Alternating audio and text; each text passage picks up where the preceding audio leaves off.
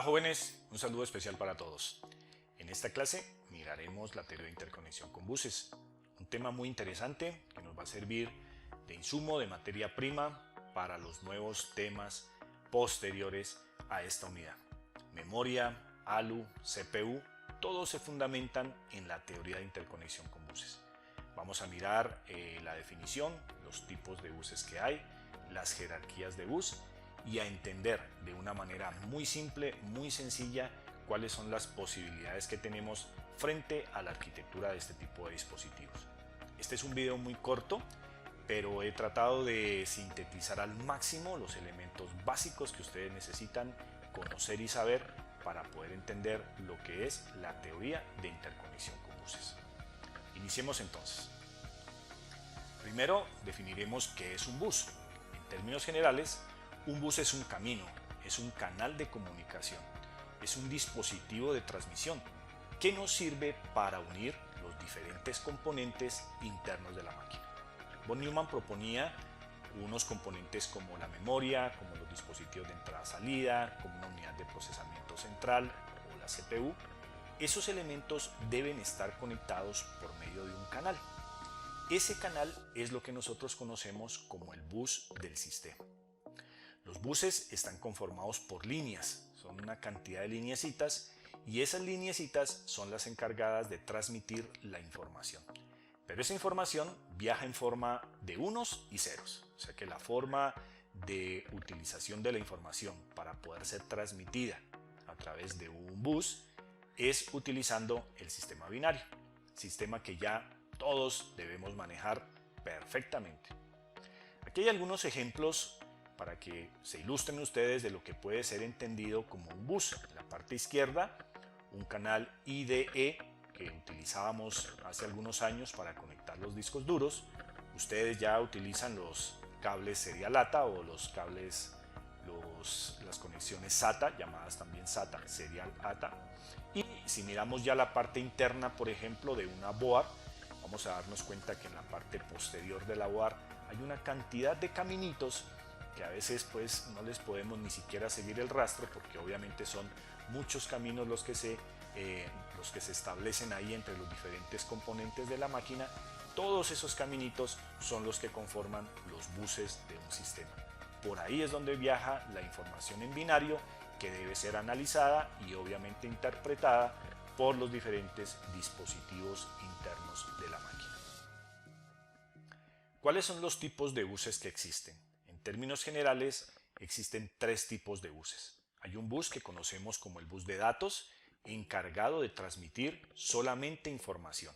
Cuando veamos arquitectura básica de memoria, este bus siempre lo ubicaremos en la parte derecha de esa arquitectura.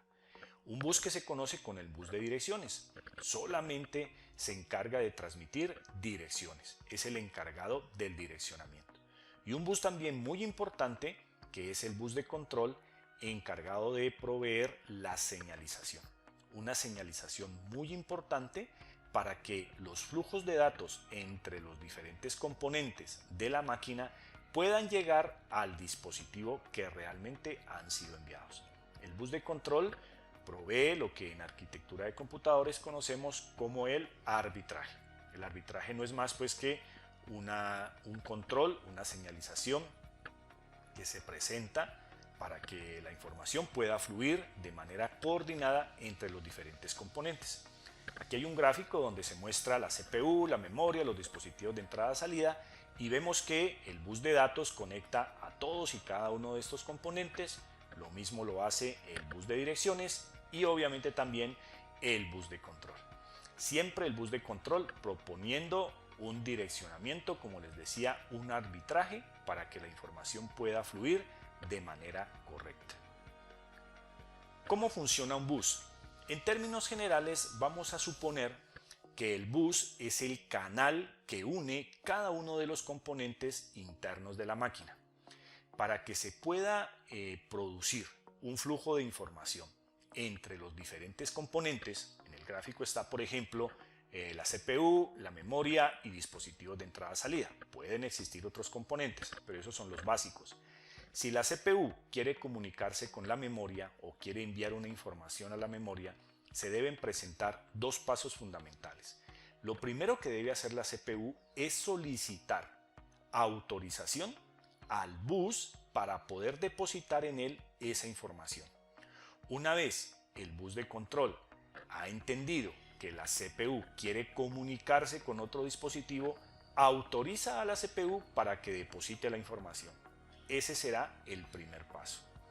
Autorizado el uso del bus, se presenta el segundo paso, que consiste en depositar la información en ese bus. El procedimiento es sencillo. Lo que debe hacer la memoria para recibir esa información es prácticamente lo mismo. Primero, solicitar al bus, hacer una petición para extraer una información. Una vez el bus de control ha otorgado ese permiso para extraer la información, el segundo paso es extraer la información que requiere la memoria.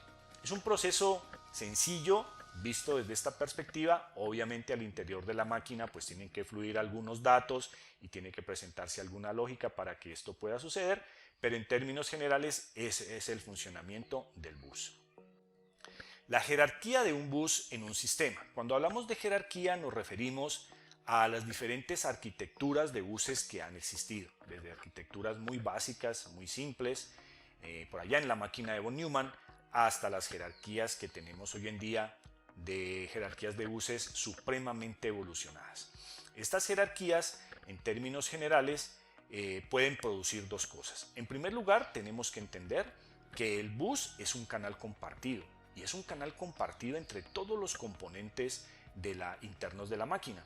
Por lo tanto, entre yo más componentes tenga adicionados a ese bus, pues más retardo de propagación voy a poder generar, más retardo en el flujo de información entre los diferentes componentes. Y el otro elemento que tenemos que tener presente es que se puede presentar un fenómeno que nosotros conocemos como el cuello de botella, que es cuando llegan muchos datos y el canal prácticamente está saturado. Pues entonces, cuando esas peticiones se acumulan en los canales de comunicación, se genera este fenómeno que se denomina el cuello de botella. Lo que busca la jerarquía es evitar este tipo de cosas, ir evolucionando en las prestaciones del bus, mejorando las arquitecturas del bus para ofrecer canales de comunicación que cada vez se desempeñen mejor frente a la gran cantidad de flujo de información que tienen las máquinas actuales. Esta arquitectura es una arquitectura que se denomina la arquitectura de bus tradicional. Es una arquitectura un poco vieja, pero nos sirve para entender algunos elementos. Siempre en toda arquitectura vamos a tener el bus del sistema y el bus de expansión. Independientemente de la arquitectura, estos dos buses siempre van a estar presentes. Es posible que les demos otro nombre, pero siempre va a estar presente estos dos buses. En este caso, por ejemplo, al bus de expansión le conectamos la red, le conectamos el módem, un puerto serial, si tenemos un disco duro, le conectamos por ejemplo el teclado, le conectamos el mouse, etc. Y todos estos componentes se unen con el bus del sistema a través de este adaptador. Este adaptador será el encargado de controlar todo el flujo de información que viene de todos estos dispositivos para poderlo llevar hasta el procesador a través de la memoria caché. En esta arquitectura de bus tradicional, la memoria principal deposita su información en el bus del sistema, el cual la lleva a través de la memoria caché al procesador. Una arquitectura un poquito vieja que genera mucho cuello de botella, sobre todo por este adaptador que hay acá abajo, pero fue una arquitectura que funcionó con muy buenas soluciones en alguna época pasada. Esta arquitectura evoluciona a un bus de altas prestaciones. En este caso, se ha introducido un bus de alta velocidad. El bus del sistema se asigna solamente a la memoria. Miren que el bus del sistema la memoria ya no comparte su canal de comunicación con ninguno de los dispositivos, sino que solamente recibe información de la memoria para llevarla al procesador a través de la memoria caché. Ya tenemos un dispositivo para gráficos en este bus de alta velocidad, y en el bus de expansión pues seguimos conectando el disco duro, los puertos seriales, una memoria USB, etc. Y se sigue presentando obviamente esta interfaz de expansión de bus. Como ven, esas arquitecturas son un poquito obsoletas, son un poquito viejas, ya ustedes no las manejan. Ustedes se han enfrentado a arquitecturas un poquito más evolucionadas como la que vamos a ver a continuación. Se denomina jerarquía de bus PCI. Esta jerarquía de bus PCI introduce unos elementos bastante interesantes desde la perspectiva de la jerarquía de bus.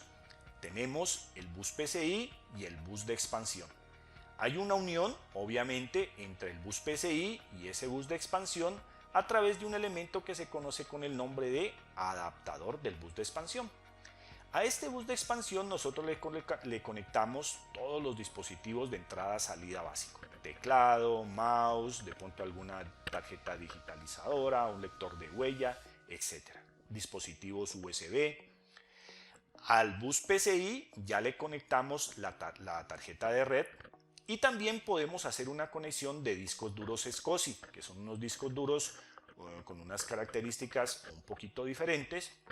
Por ejemplo, los discos SSD ya vienen conectados directamente a este bus PCI y podemos tener unos canales de audio. En el tiempo de antes pues existía un audio monofónico, luego apareció el sonido estéreo con un canal L y un canal R, y en este momento ya estamos hablando de canales 3.1, 5.1, 7.1, que son pues sistemas de audio bastante evolucionados.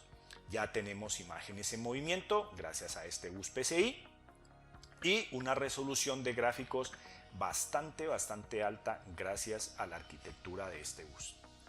Hay un adaptador, controlador de memoria, que es el encargado de conectar todos estos dispositivos con el procesador. Pero miren que en este caso la memoria caché ya es como un auxiliar del procesador y ya tenemos acceso a una memoria RAM dinámica. Gracias pues a este controlador que permite conectar toda la información del bus PCI que recibe gracias al adaptador del bus de expansión de todos estos elementos que están conectados, poder interactuar con una arquitectura de este tipo. Pero este bus PCI también se ha mejorado. El bus PCI mejorado introduce el concepto de bus del sistema y deja solamente el bus PCI para conectar todos los dispositivos de entrada-salida básicos, además de los gráficos, además del video, además del audio, además de los discos duros SCSI o de cualquier otro tipo de disco duro. Se presenta simplemente un canal de comunicación entre estos dos elementos, que es el adaptador host. Este adaptador host es el que une este bus PCI con este bus del sistema. Y el bus del sistema deja un adaptador controlador de memoria para conectar exclusivamente la memoria RAM dinámica. Ya una memoria mucho más evolucionada, muchísimo más rápida, con unas prestaciones mucho más altas que permiten una optimización de este bus PCI. Y el procesador ya internamente con una memoria caché, que pueden ser 1 o 3 o 5 en el caso de los Core i3, Core i5, Core i7, diferentes procesadores conectados al bus del sistema. Esta es la arquitectura que manejan ustedes en la máquina, en el computador que tienen en sus casas. Por sencillo que sea el computador, ya viene con esta jerarquía. Pero esto no son las únicas jerarquías de buses que existen. El PCI se ha mejorado a una configuración que se denomina FutureBus y ha aparecido también una conexión muy importante en términos de jerarquía de buses, sobre todo para la parte de video y para la parte de gráficos, que es la tecnología de buses AGP. Los invito entonces a ver la parte de actividades para que complementemos esta clase. Muchas gracias.